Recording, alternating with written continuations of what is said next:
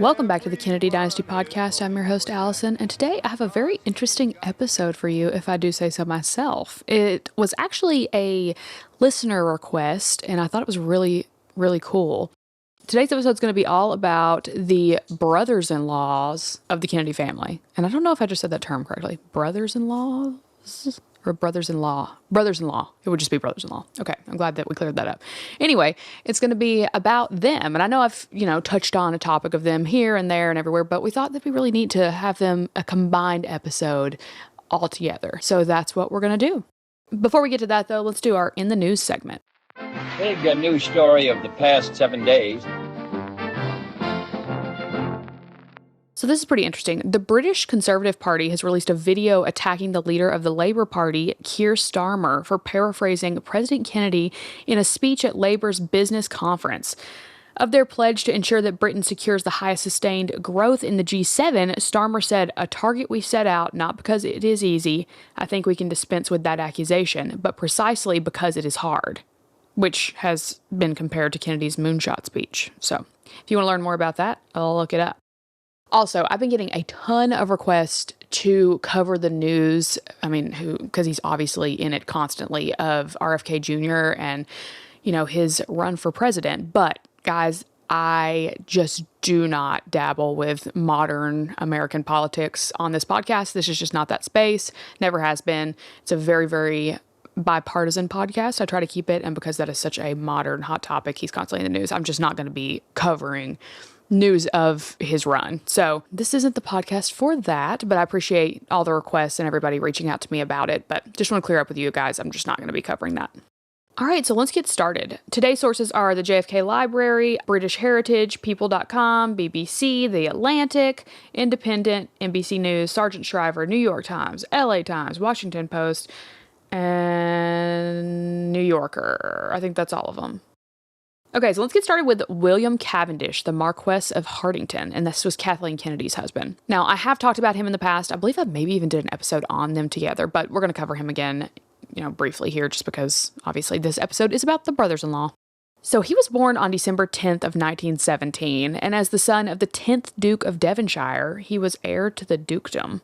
A title which he never assumed, though, due to his very untimely death at the age of 27. So young. A member of the aristocracy himself, Cavendish had links to royalties in his third cousin Diana, Princess of Wales, and his godson Andrew Parker Bowles, Queen Camilla's ex-husband. So I always think that's so fascinating, how royal families are all so intertwined in that way. I don't know, I need to study more about that, but I just focus so much on American history. But I should study more, because it's very interesting to me.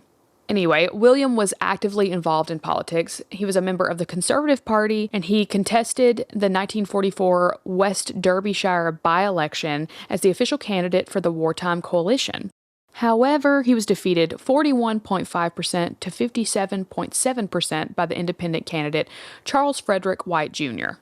Now, it was Kathleen Kennedy, who was JFK's favorite sister, if you remember, who married William Cavendish on May 6th, 1944, and this was 6 years after they met at a garden party in England.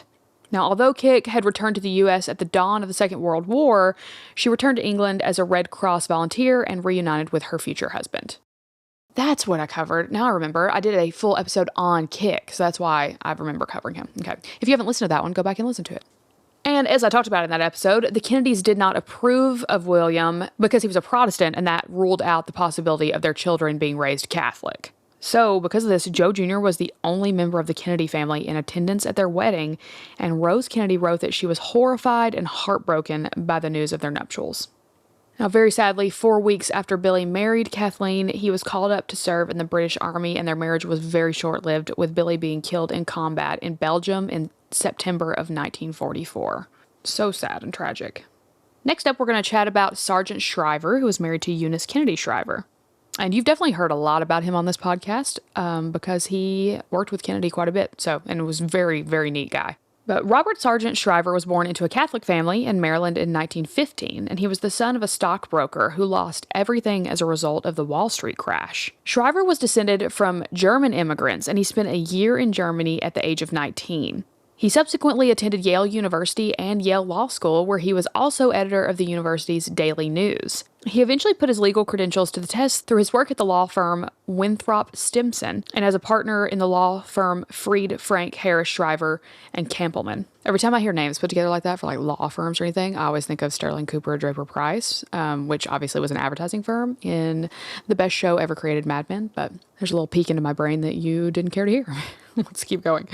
Despite his personal opposition to American involvement in the Second World War, he served in the U.S. Navy, first as a gunner and then as a submariner.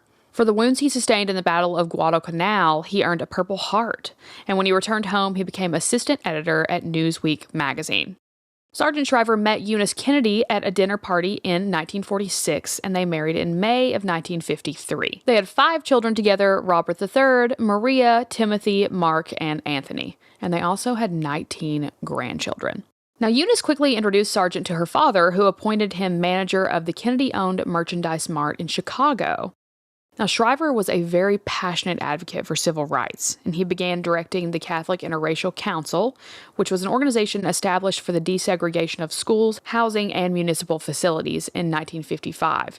In the same year, he became the head of the Chicago Board of Education.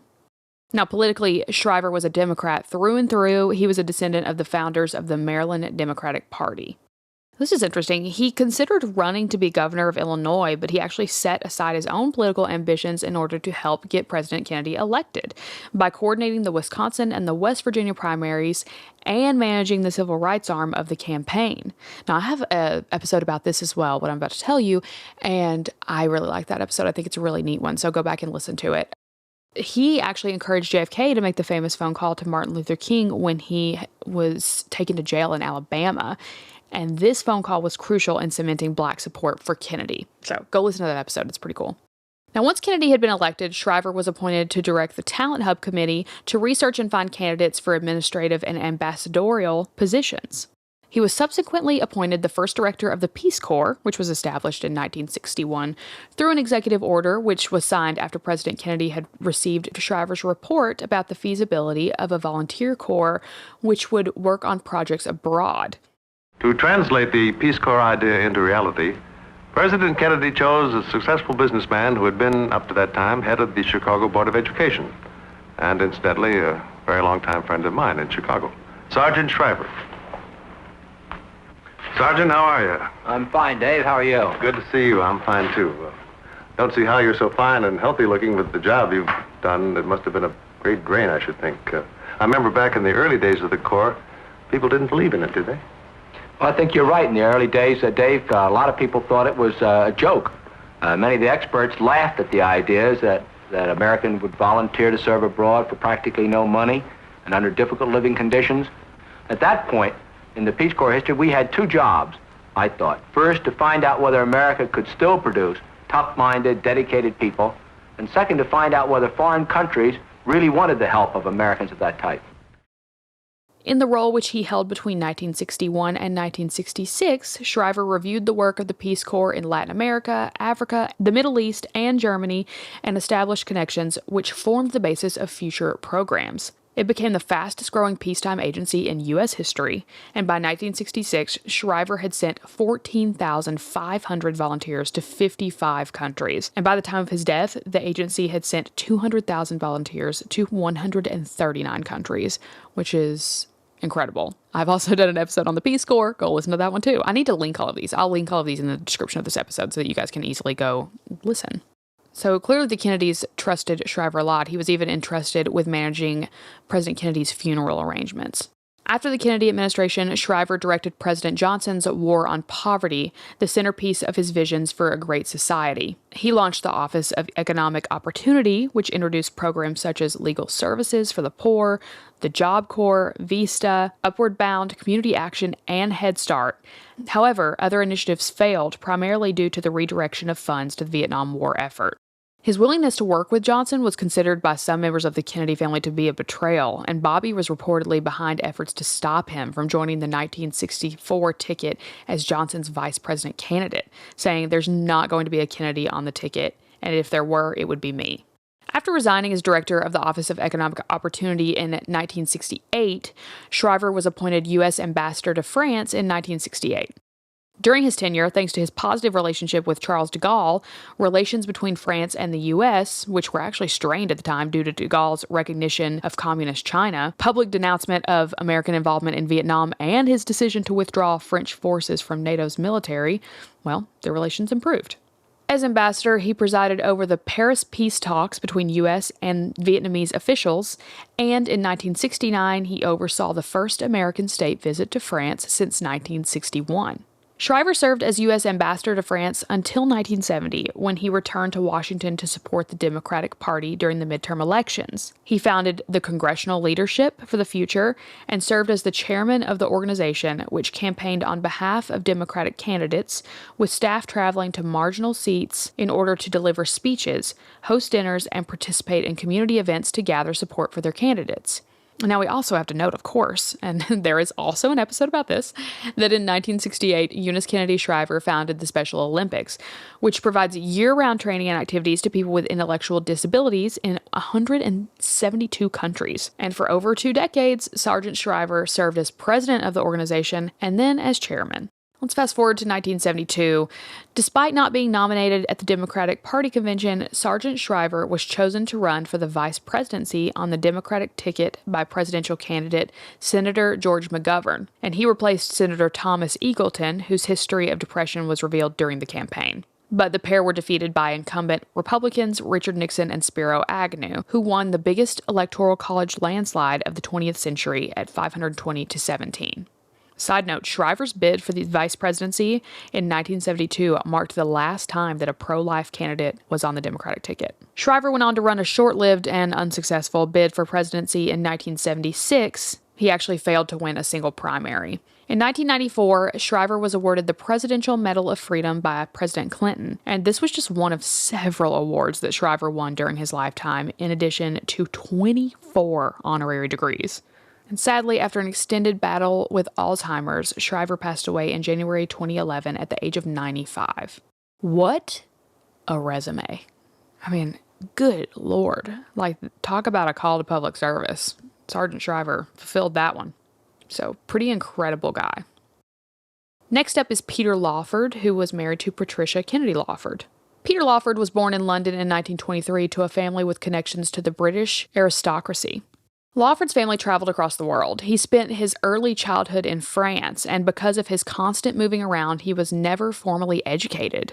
After meeting through JFK, Peter Lawford marries Patricia Kennedy in 1954 with 3,000 people in attendance. They had 4 children, but they divorced in 1965, and this is stated to be as a result of Lawford's excessive drinking and infidelity. This marked the first time a Kennedy had ever been divorced. Lawford was an actor, and he starred in his first film, Poor Old Bill, at the age of 7. Although his family had hoped that he would pursue a military career, he was prevented from doing so by a severe arm injury. He moved to Hollywood after saving money in a job parking cars in Florida, and he received a star on the Hollywood Walk of Fame in recognition of his television work. Lawford was a member of Frank Sinatra's Rat Pack, which helped campaign for Kennedy in 1960. In no way that I know of. You don't want to be Secretary of Entertainment or anything like that, sir. No, this is my job will be done, and Frank Sinatra and I, as you probably know, are doing this together, and with Roger Eden as the producer. And as soon as this is over, we pack our tent and go home. However, he was rejected by Sinatra, who blamed Lawford for the fact that President Kennedy distanced himself from him due to his alleged mob ties. And Lawford infamously introduced the Kennedys to Marilyn Monroe. Peter Lawford died in 1984 at the age of 61 of liver and kidney complications caused by substance abuse. And last but certainly not least, we've got Stephen Edward Smith, which was Jean Kennedy Smith's husband. Stephen Smith was born in Brooklyn on September 24th, 1927, and he was the youngest of 5 boys. Having met Jean Kennedy while studying history and social sciences at Georgetown University, the pair married in 1956 and enjoyed a 34-year-long marriage. They had 4 children, Stephen Jr., William, Amanda, and Kim. Now, Smith was instrumental in all 3 of the Kennedy brothers' presidential campaigns. He was JFK's political advisor and financial chairman, as well as Bobby and Tennedy's campaign manager. Following the death of Joseph P. Kennedy Sr., Smith employed his financial experience as the chairman and CEO of Joseph P. Enterprises, Inc. This made him responsible for the Kennedy family's financial interests. As chairman of the John F. Kennedy Library Corporation, Smith oversaw fundraising for and the construction of the John F. Kennedy Presidential Library and Museum. He was also the first president of the John F. Kennedy Library Foundation, a not-for-profit organization established to support the library's ongoing programs. In recognition of his work for the John F. Kennedy Presidential Library and Museum, the newly established facilities wing was named in his honor on February 4, 1991, less than 6 months after his death on August 19, 1990. That's all I've got for you today, and I hope you learned something. I certainly did. I know that was a lot of information, but there was obviously so much more that we could have included and so much more to learn about these fascinating people. So go do your own research. I hope that this sparks a little interest in you and you want to learn more. If you have any recommendations of books to read about any of these people, I would love for you to send them my way, and I will share some of them on my Instagram as well for the rest of the listeners. If you're not following me already on Instagram, my handle is Alyson L. Holland. Go follow me. You can kind of follow along with podcast stuff, and I'm a producer, so film production stuff and my life in general. I'm on the go quite a bit right now, so I hope that you'll come watch what I'm doing over there and stay up to date. If you like the podcast, please rate it 5 stars and write a positive written review. It's like tipping your waiter. It helps creators so much. I love making the show. I'm obviously doing it at no cost to you. So if you could leave me a little tip with a kind review, that is so helpful, and it helps other people find the show as well. I hope you have a great week, and I'll talk to you soon. Come on and vote for Kennedy. Vote for Kennedy. Keep America strong. Kennedy, he just keeps rolling on.